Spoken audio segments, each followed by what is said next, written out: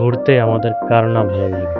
তাই তো আমরা ঘুরে বেড়াই দেশ থেকে দেশান্তর, পাহাড় থেকে পর্বত, নদী থেকে সাগর। কিন্তু আজকে আমরা কোনো পাহাড় পর্বত, নদী নালায় যাচ্ছি না।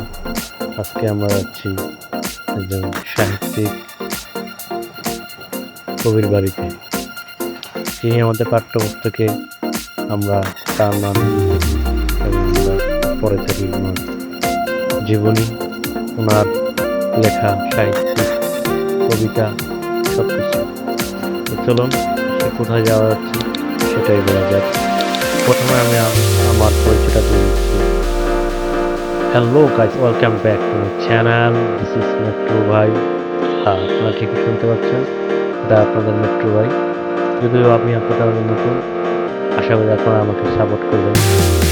আপনাদের সাপোর্ট আমি দিতে পারবো, কারণ আপনাদের এরকম সুন্দর সুন্দর জায়গা দেখাতে সক্ষম হবে। কারণ আমিও দেখবো, আপনারা দেখবেন। তো আজকে আমরা কোথায় যাচ্ছি? এটি হচ্ছে রংপুর বিভাগের লালমনিরহাট জেলার একটি থানা কালীগঞ্জ। কালীগঞ্জ থেকে আমাদের যেতে হবে কাকিনা বাজার হয়ে।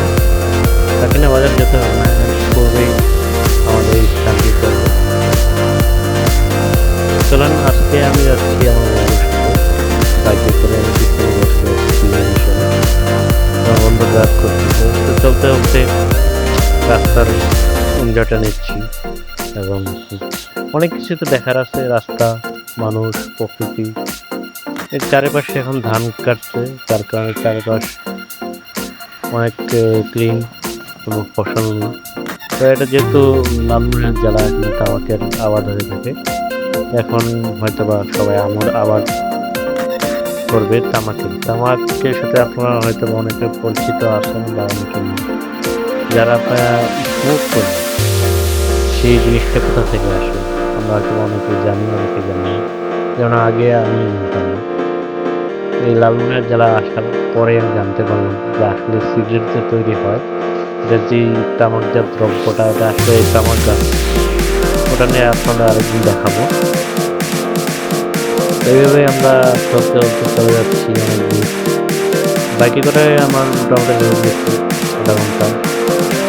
আমি 24 ঘন্টা থেকে গেলাম কবির বাড়ি ঢুকতেছি আমরা। এটা একটা গ্রামের পর ঢুকে গেছে, যাচ্ছি আমরা কবির বাড়ির দিকে।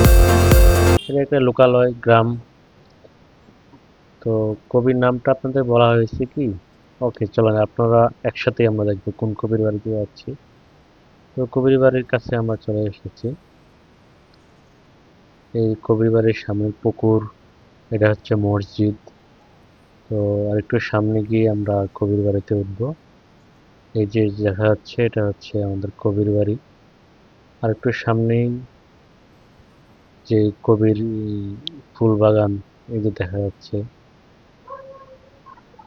এটা একসময় কবিরই এরিয়া ছিল। কবি এখানে ঘোরাফেরা করতেন। ওনার এই যে আপন ঘর নামে একটা জায়গা, আপন ভুবন, এখানে বর্তমানে কবির নাতি, মেবি নাতি নাতনি ওরাই থাকে, যেহেতু কবি তো অনেক আগের আমাদের অতীত।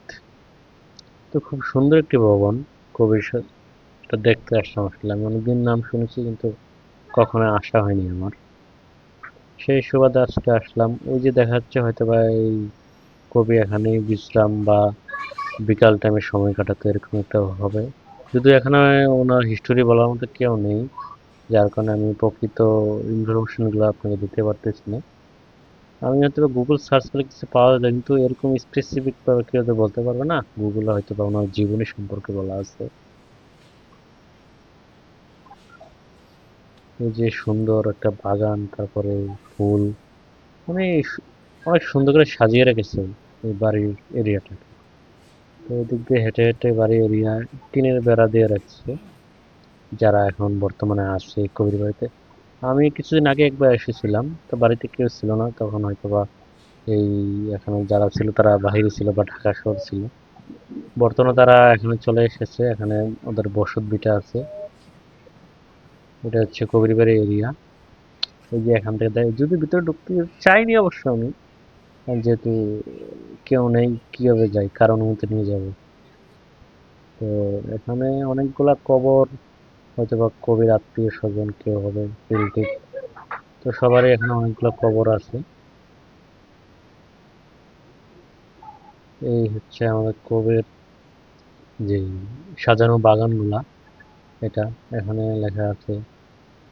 চলেন আপনার সাথে আমিও দেখি সেই কবির নাম কি। কবি শেখ ফজলুল করিম, সাহিত্য বিশারদ, কাব্যরত্নকার, নীতিভূষণ। জন্ম হচ্ছে 14 এপ্রিল 1883 খ্রিস্টাব্দ। মৃত্যু 28 সেপ্টেম্বর 1936 খ্রিস্টাব্দ। পিতা মৃত মরহুম আমির উল্লাহ সর্দার, কাকিনা কালীগঞ্জ লালমনিরহাট। এই হচ্ছে লালমনিরহাটের কাকিনা। ভিতরে যদি আজকে ঢুকতে অনুমতি নাই, কেউ ছিল না, কারোর কাছে অনুমতি নেওয়ার মতো কেউ ছিল না। কিন্তু ভিতরের পরিবেশটা খুবই সুন্দর। আগে একবার আমি গিয়েছিলাম, তখন ভিডিও করা হয়নি। মানে ফুলের বাগান, তারপরে পানির ঝর্ণার মতো সিস্টেম ভিতরে আছে। তো এই হচ্ছে আমাদের কবির কিছু কবি বিবরণী, শেখ সংক্ষিপ্ত ফজলুল তথ্য করিমের যেটা জীবনী। দেওয়া আছে। এখানে কবি থাকতো। আপনারা এটা পরে নেবেন। জানালা দিয়ে আপনাদের আমি দেখাবো। ভিতরে কবির যদিও ভিতরে ব্যবহৃত খুব কিছু একটা পরিষ্কার আসবাবপত্র না, আছে। আমরা জানালা দিয়ে কবির টেবল, কবির আসবাবপত্রগুলো দেখতে পারি। চেয়ার, তার কবির যে পুরস্কারপ্রাপ্ত যে পদকগুলো আছে, এটা কবির এই যে আলমারিতে রাখা আছে। এটা হচ্ছে কবির বিশ্রাম চেয়ার, কবির টেবল। এই যে কবির ছবি দেখা যাচ্ছে, দেয়ালে টাঙানো আছে। উনি হচ্ছে আমাদের সেই বিখ্যাত সাহিত্যিক ফজলুল করিম। উনি চেয়ারে বসে আছে, এমন একটা ছবি। আসলে এক সময় অতীত, আমাদের জীবনগুলো কেমন ছিল ভাবতেই অবাক লাগে। এই হচ্ছে রিলস। আগে তো রিলস দিয়ে গান শুনতো, এই সেই বিখ্যাত রিলস। আমরা তো এখন ইউটিউবের যুগ, মোবাইলের যুগ, এইগুলো তো আমরা দেখি না। ভিতরে কি আছে আসলে দেখা যাচ্ছে না, দায়িত্ব তো কেউ নেই, তাই দেখতেও পারিনি। তো এইভাবেই একটু পরিদর্শন করলাম হুম, কবির যেই আসবাবপত্র। এটা হয়তো বা ওই কবি খারাপ এটাকে। বৃদ্ধকালে ইউজ করেছিল কিনা আমি জানি না সঠিক। এর যে কবির চেয়ার, টেবল, ওই যে দেখা যাচ্ছে এগুলা রিল না, হ্যাঁ হ্যাঁ হ্যাঁ। আর ওইটা হলো ওনার চেয়ার, রেস্টের চেয়ার। রেস্টে শুয়ে থাকার যে। ওইটা দেখেন ও ওইটা হো, পাও, হরিণের এটা হরিণের মাথাটা অনেক সুন্দর ছিল, তাই না? কি ঐতিহ্য ওদের। এই যে এটার ভিতরে তো ওনার ইয়েগুলো আছে, এই যে স্বর্ণ পদক দেখাই দেখে। হুম হুম হুম হুম। এই এটা যে এটা তো এদিক দিয়ে তো আসবে না। না থাকবে তো। আসবে তো, হ্যাঁ আসবে। যে এই হচ্ছে কবির বাড়ির এরিয়া, পুরোটা এরিয়া আপনাদের দেখাচ্ছি। এটা হচ্ছে কবি যেখানে থাকতো, এই বাড়ি। তো কবির যেখানে সাহিত্য আছে, কবি এবং এবার সেটা কবির হলো ওনার সহধর্মিণী, কবর, সেখানে আপনাদের নিয়ে। আর ওইটা হলো ওনার কবর। এই যে দুইটা হচ্ছে এইটা এটা কবি, এটা এটা হলো ওনার সহধর্মিণীর কবর।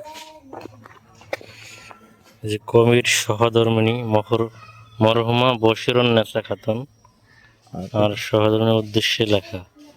পথে চলো যেতে যেতে হলো পরিচয়, চারি চোখে সেই দিন প্রথম মিলন, তারপর সুখ দুঃখ আশা নিরাশায়।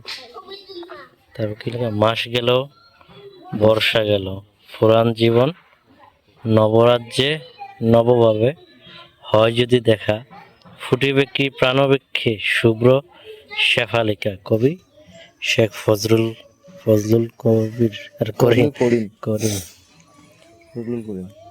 আর এই ওই যে, ওই কবির যে ওটা হচ্ছে কোথায় আমাদের কবির সমাধিস্থল। সামনে জানার ভেতর ঢুকান না কেন? না, জুতা নিয়ে যায় না যাই। আর যাবে, এটা তো এই দেশে এইরকম। আসেন। কোথায় স্বর্গ কোথায় নরক, কে বলে তা বহুদূর, মানুষের মাঝে স্বর্গ নরক, মানুষেতে সুরাসুর। কবি শেখ ফজলুল করিম, সাহিত্য বিশারদ, কাব্য রত্নাকর, নীতিভূষণ। জন্ম 14 এপ্রিল 1883। সব তথ্য এখানে দেওয়া আছে। উনি আর ওনার সহধর্মিণী একই সাথে, ওনার দুজনের সমাধিস্থল। ভাবা যায় এগুলা একসময়কার একজন বিখ্যাত কবি, খুব নাম ডাক। বাড়িটা সে আগের ঐতিহ্য ধরে রেখেছে এখনো। এটা হলো ওনার বড় নাতির বাড়ি এখন। নাতির বাড়ি। হ্যাঁ, এখন এখন ওনার বড় নাতি এখানে থাকে। আর ওটা হলো আপন ভবনটা, যেটা ওনার ওনার আপাতত পরেই থাকে ওনার ভাতিজা। ওটাও এক নাতিরই বললো না? না, ওটা ভাতিজা নিছে। আর ওই যে ওটা যেটা যেটা গার্ডেনটা দেখলাম আমরা আর কি, হুম। ওটা ছোট নাতি। গার্ডেনটা দেখলাম যে আচ্ছা।